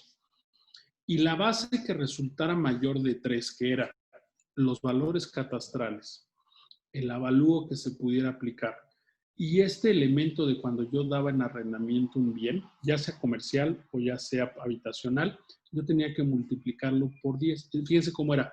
Las rentas que me pagaban bimestralmente, que es como se calcula el impuesto, y luego por 10. ¿Cuál creen ustedes que de estas tres bases resultaba ser la mayor cuando se trataba de inmuebles que se daban en arrendamiento? Naturalmente, que la que se multiplicaba por 10. Nada más por simple lógica, multiplico 2 veces lo que me pagan de renta y luego lo multiplico por 10. Los valores unitarios no alcanzaban ese valor, tampoco lo alcanzaban el avalúo. Entonces, hubo una serie de amparos que se promovieron y que la Corte consideró que en efecto, que este artículo del Código Fiscal, bueno, Código Financiero en aquel momento de la Ciudad de México, ya cambió de nombre, resultaba inconstitucional porque violaba el principio de proporcionalidad tributaria, porque el legislador se había sacado de la manga literal un factor que no tenía nada que ver con lo que se buscaba grabar. Era irrelevante si yo lo daba en arrendamiento o no. Si me estás grabando la posesión del inmueble, que es lo que graba el impuesto predial, pues grábamelo por mi avalúo o grábamelo por lo que le dan de valor en los valores unitarios las legislaturas locales. Entonces la Corte declaró que era inconstitucional. ¿Qué fue lo que todos quienes promovimos esos amparos hicimos al momento de tener nuestra sentencia? Dijimos, pues listo, no vamos a pagar impuesto predial. Hay un elemento determinante en el cálculo, que es la base, que me dice que es inconstitucional y por lo tanto no lo voy a pagar.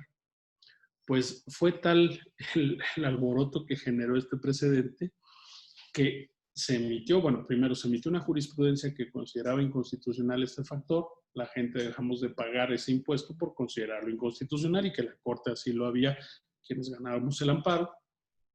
Y a los 6 meses se emite una jurisprudencia que dice, para efectos de la declaratoria de inconstitucionalidad del factor 10 del impuesto predial de la Ciudad de México en el año tal, debe entenderse que no se debe dejar de pagar el impuesto predial, sino que se debe hacer el cálculo de las 3 bases y únicamente en el caso de los bienes que se den en arrendamiento, se debe quitar el elemento del factor 10. Entonces, de esas 3 bases, quitando el elemento factor 10, la que resulte más alta será la base conforme a la cual se pagará el impuesto predial. Y esto lo basó la Corte en esta teoría que tiene de los sistemas simples y complejos de tributación. La Corte dijo, en este caso estamos en la presencia de un sistema complejo de tributación en el que si yo solamente le quito el factor 10 que yo consideré inconstitucional, puedo permitir que siga operando el sistema. Distinto sería en un sistema simple donde quito la base. Dice, pero como tengo otros elementos para calcular la base, lo puedo hacer.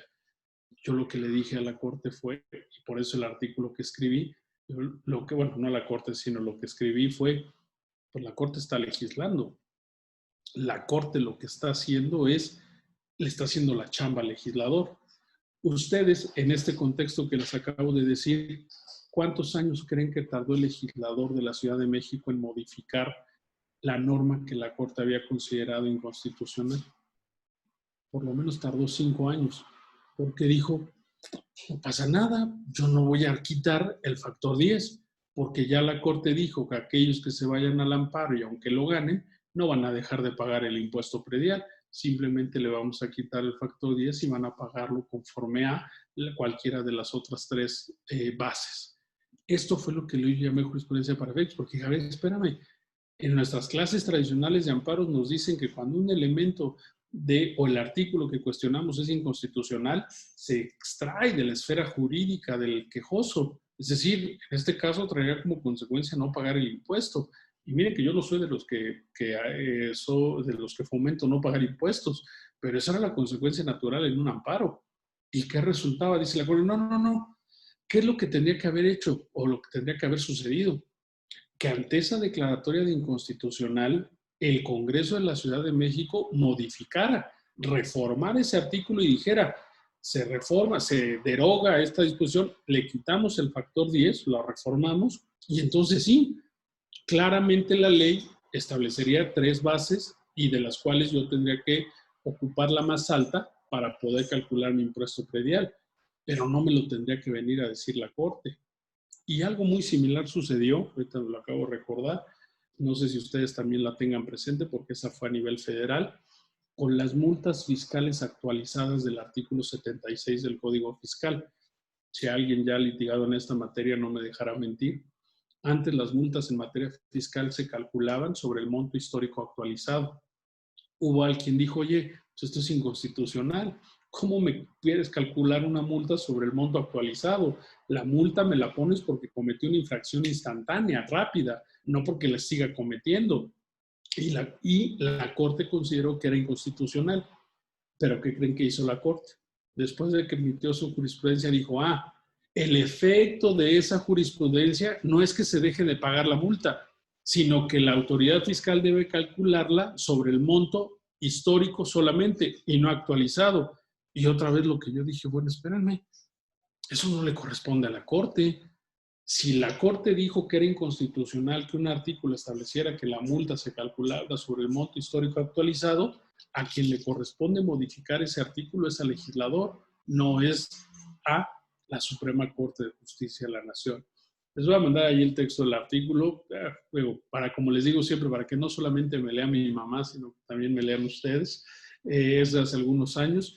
Pero esto me parece que es el antecedente justamente de lo que hoy estamos viendo de la Corte en muchos sentidos, que termina por legislar. Entonces, esto se los pongo, insisto, como ejemplo porque sucede en materia fiscal. Y bueno, no sé, ya acabé la hora y media que yo tenía programada para esto. Quiero dejar algunos minutos, 10, 15, no sé, los que quieran ustedes, para que, no sé si dentro, es que créanme que por lo menos yo tengo en la mente 3 asuntos de esta pandemia que tienen que ver con el amparo fiscal. Así es que no sé si alguno de ustedes quiera preguntarme sobre eso, sobre la charla o lo que sea. Digo, yo sé que hora y media estar frente a una computadora no es lo más didáctico, así es que procuro hacerlo nada más de esta manera, pero no sé si alguno de ustedes quiera, insisto, o se les venga a la mente alguno de estos amparos que podamos comentar a propósito de lo que acabamos de explicar en materia fiscal o en materia de amparo fiscal. Así que les dejo, si quieren algo ahí que preguntarme. ¿Sí? ¿Quién? Maestro Juvenal, yo tengo una duda, pero si bien es cierto, no es en tanto a los asuntos de amparos que se hayan vivido, más que todo es algo que veo en la generalidad de mis compañeros o en muchas aulas donde hemos estado, siempre es esa duda. ¿Qué consejo nos da o cómo ve usted que debe ser la estrategia, si lo podemos llamar así, a la hora de hacer conceptos de violación, por ejemplo, en materia de amparo fiscal? Porque si bien es cierto, si es un arte hacer un concepto de violación en el amparo normal, por así decirlo, si nos vamos al amparo administrativo y fiscal, siempre he visto que como que hay una ventana que no vemos, que a veces como que no somos como contundentes. Entonces, con la vasta experiencia que usted tiene, sí me gustaría, a reserva de que ya después entrar a los ejemplos de amparo, si nos pudiera decir bajo su lupa cómo debemos estructurar o qué estrategia deberíamos seguir para hacer reales conceptos de violación en materia de un amparo fiscal, por ejemplo. A ver, es que Juan me está preguntando pues la receta de cómo hago mis amparos. No, pero por ejemplo... Es broma. No, a ver, miren, la realidad es que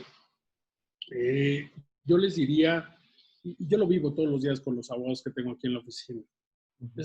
El amparo es tan especializado, requiere de tanto estudio, de tanto conocimiento, yo no les diría aleatorio, sino de tanto conocimiento de todo lo que hay al lado. Hay una frase que también, y Juan fue mi alumno, que yo se las digo y que aplica en el amparo y en muchas cosas. El abogado que solo sabe derecho termina por no saber derecho. Y no sé si sea claro, lo voy a repetir. El abogado que solo sabe derecho termina por no saber derecho. ¿Qué quiero decir con esto?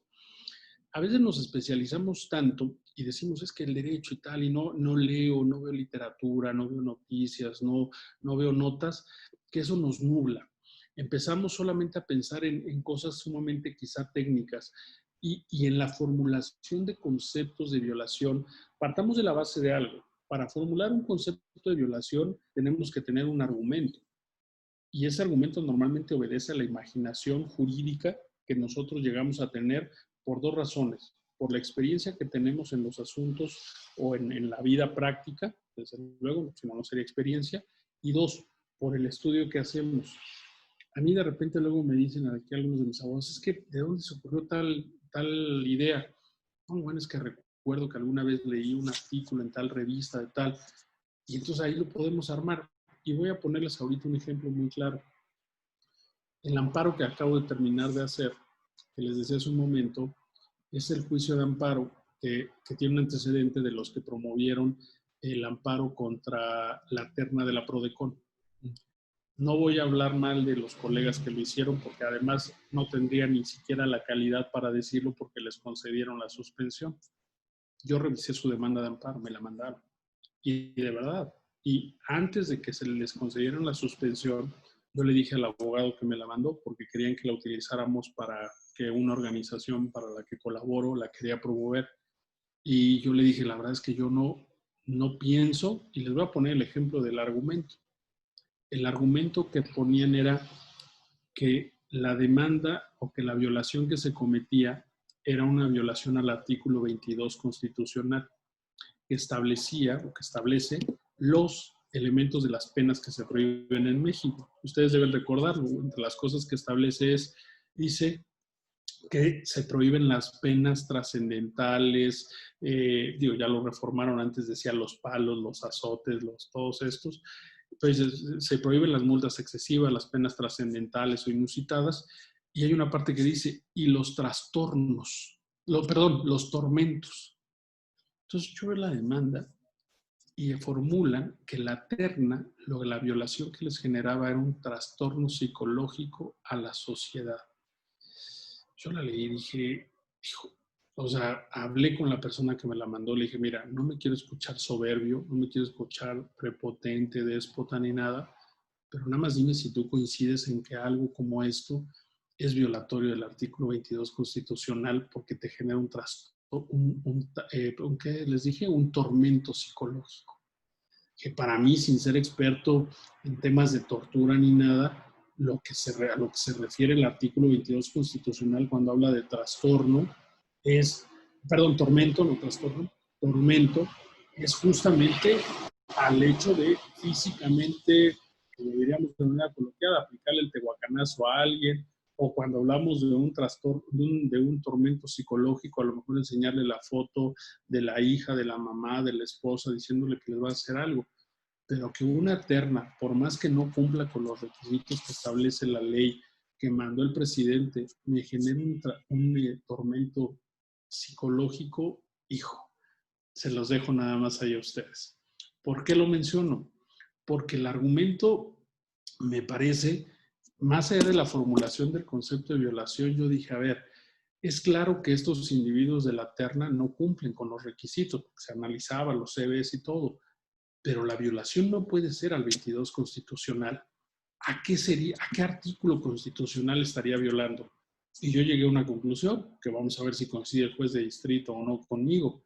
Dije, viola el artículo 1, párrafo 3, que establece que toda autoridad deberá respetar los derechos humanos, entre ellos principios, y entre ellos el 16, que el 16 se refiere a actos de molestia. En este caso, un acto de molestia debe estar fundado y motivado. Entonces, decía, el acto del presidente de la decisión de mandar una terna que no cumple con los requisitos es un acto que está carente de fundamentación y motivación. Y así fue como lo armé. Y dije, no cumple con los requisitos que establece la ley orgánica del poder de la Procuraduría de la Defensa del Contribuyente. Pero entonces, para responder la pregunta, ¿cómo se formula el concepto de violación? Primero hay que tener un argumento claro de cuál es la violación que yo estoy pensando que se dé. Pensar que una terna que no cumple con los requisitos viola el 22 porque es un tormento psicológico para la sociedad, digo, ustedes díganme si estoy pecando de soberbio, de prepotente o de, no sé, de soberbia, creo que es la de soberbia intelectual. Me parece que no va por ahí cuando Es más, sería una ofensa para quienes han sido objeto de tortura y los han atormentado psicológicamente. Pues decir, oye, pues que te manden una terna a un presidente, pues no es un tormento, podrá ser una ilegalidad, podrá no cumplir con ciertos requisitos de la ley, pero de ahí a que sea un tormento, no. Entonces, ¿a qué voy con esto? Claridad. Yo eso les diría, un abogado puede plasmar las ideas que tiene cuando las tiene claras. Si un abogado ni siquiera tiene claro cuál es su argumento, nunca lo va a poder plasmar. Entonces, esta parte es, para responder la pregunta, sería eso, y desde luego la parte formal, que cómo se forma un concepto de violación, un concepto de impugnación o un agravio en un recurso, pues con 3 elementos, ¿no? La premisa mayor, la menor y la conclusión. Pero para hacer esas 3, sí es necesario tener muy claro cuáles son esos argumentos. Insisto, se los comento, que ahí está esa demanda circulando en WhatsApp y todo. Si en algún momento les llega, la van a ver. No puedo criticarlos porque se las admitieron y no solo eso, les concedieron la suspensión. Entonces, yo me acuerdo que me curé en salud cuando la critiqué, les dije, oigan, yo opino eso, pero capaz que se las admiten y les conceden la suspensión. Y así fue. ¿Ese fue el argumento central por el que concedieron la suspensión, maestro? No, el argumento por conceder la suspensión, no, ese es el argumento de fondo. El argumento de la suspensión, no. El argumento de la suspensión sí fue bien, yo les diría, más que bien planteado, fue bien hecho por el juez, porque el juez sí habló de que no era un acto consumado, de que sí podría generar la irreparabilidad en la restitución en cuanto al fondo. No, el que le estoy comentando era el fondo del asunto. No, el de la suspensión no. Pero, y es distinto, claramente. Pero aquí, por ejemplo, lo que a la gente, la mayoría le interesaba era la suspensión, que tan es así que suspendió, valga la redundancia, el procedimiento ante la Cámara, ¿no? Pero, insisto, para regresar un poco a la pregunta, les diría, es esa claridad.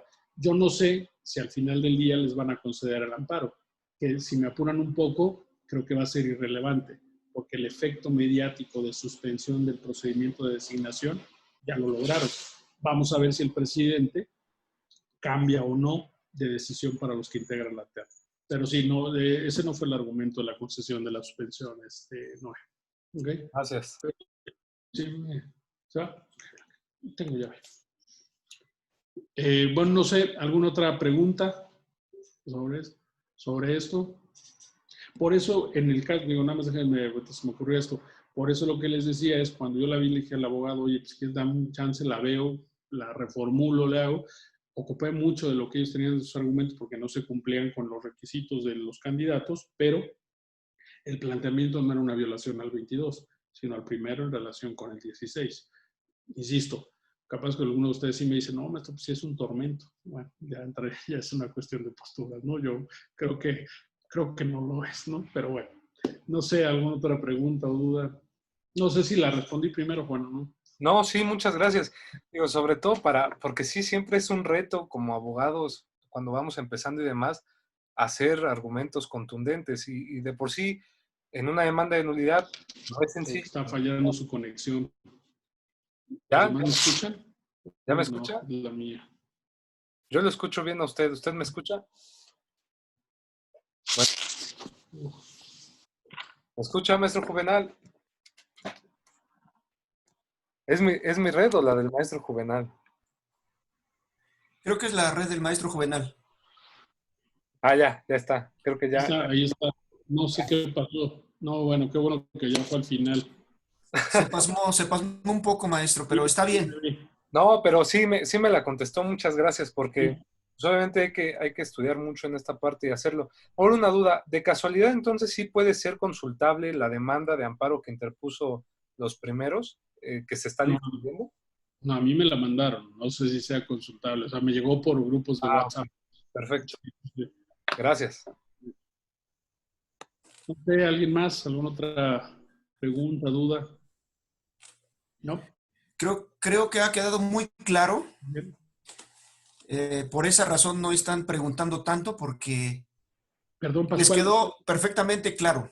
Pero Pascual, nada más una cosa, si no hay otra pregunta y antes de que digas algo, nada más para acabar. Sí. ¿Qué me parece importante? Bueno, no, porque lo demás no. Fíjense, yo traigo un conflicto con todos estos amparos que se han promovido así, porque yo creo que el juicio de amparo no es un juicio que debe servir para hacer política pública. Y me parece que la línea entre los amparos llamados estratégicos y la creación de una política pública es bien delgada. Entonces, yo no veo mal, por ejemplo, los amparos que promovieron para los médicos que no tenían, por ejemplo, la protección para atender las enfermedades. Me parece que ese, por ejemplo, es un claro ejemplo de que el amparo sí sirve para eso. Pero, por ejemplo, los amparos, uno de los que pensé que iban a preguntar, no lo hicieron, pero lo pongo de ejemplo. Pero el amparo que creo que fue el de Mexicali, si memoria no me falla, donde decían que se obligaba al presidente, concedían una suspensión de plano para obligar al presidente a que reorientara el presupuesto. Dije, esa no es la finalidad de un juicio de amparo.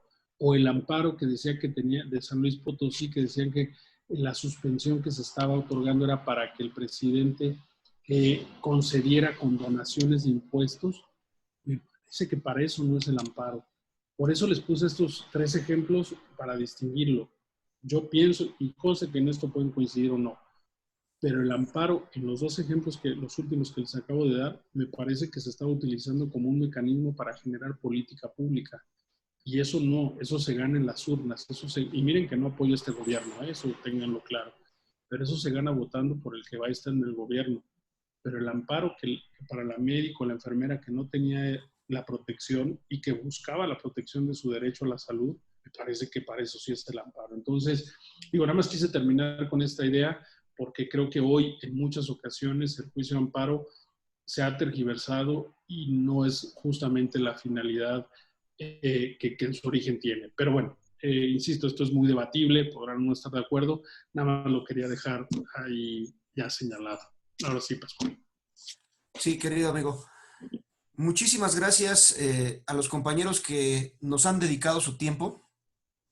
Yo creo que el tiempo es lo más valioso que todos tenemos y más valioso también el tiempo de nuestro catedrático, que como lo digo siempre, es quien compartió mesas con el maestro Emilio Margay Manatú y creo que fue el único maestro porque el maestro Margay Manatú me lo pedía, me decía, quiero estar con ese joven, me cae muy bien. Entonces, sí, maestro, lo que usted nos indique. Entonces solía yo ir a traerlo a su casa, lo llevábamos a la universidad y le encantaba, le gustaba mucho. Entonces tengo muy bonitos recuerdos de esas fechas y lo comparto para este diplomado porque el maestro hace unos pocos meses que falleció, pero es un honor traerlo a esta mesa con motivo de la presencia de nuestro querido maestro Juvenal Lobato. Yo le agradezco mucho siempre esa cortesía y esa amabilidad que tuvo para el maestro y para todos nosotros, querido maestro Juvenal Lobato. No, al contrario, Pascual, muchas gracias. Dicho esto, pues el maestro se queda con la clase del maestro Emilio Margay Manatú dentro del diplomado, que siempre nos daba esos temas. Así que muchas gracias a todos y muchas gracias al maestro Juvenal. Gracias, maestro, descansen todos. Por ahí, si les pueden dar mi correo, cualquier duda, pregunta, con mucho gusto estoy a sus órdenes. Correcto, maestro. Gracias. Muchas gracias, querido Juan. Muchas gracias, Anabel. Ahí veo a Susana, a muchos amigos, compañeros del diplomado. Muchas gracias a todos y que pasen muy buenas noches. Igualmente. Muchas gracias. Hasta pronto. Muchas gracias.